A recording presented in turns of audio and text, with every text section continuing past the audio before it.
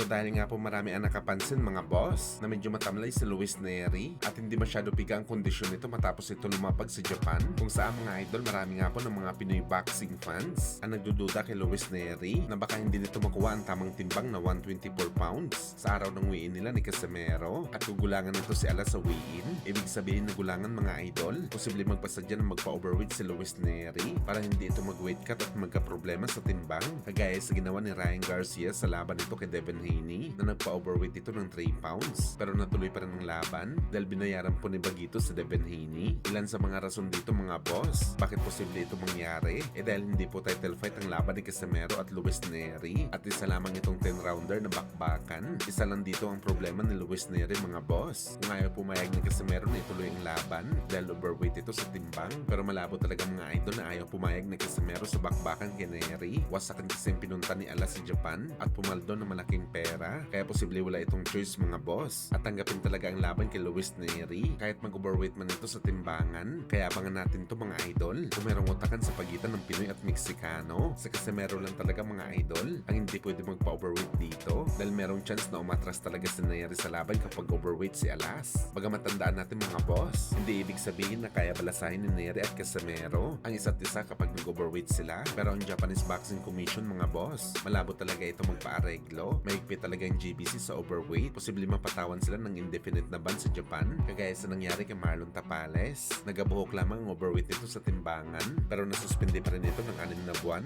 matapos ang laban nito kay Uguni.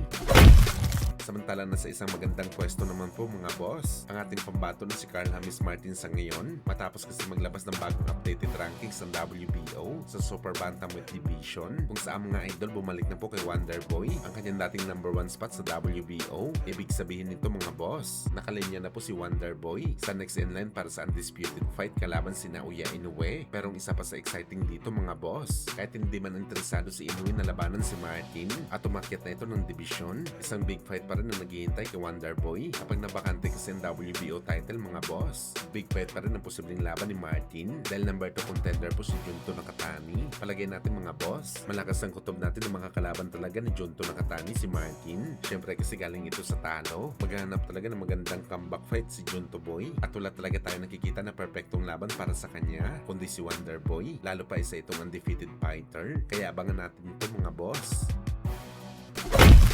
Sa kabilang banda naman mga idol, speaking kay Marquez, next nito mga idol ang Sing Sing na nakuha niya bilang International Hall of Fame matapos ito magretero noong 2012.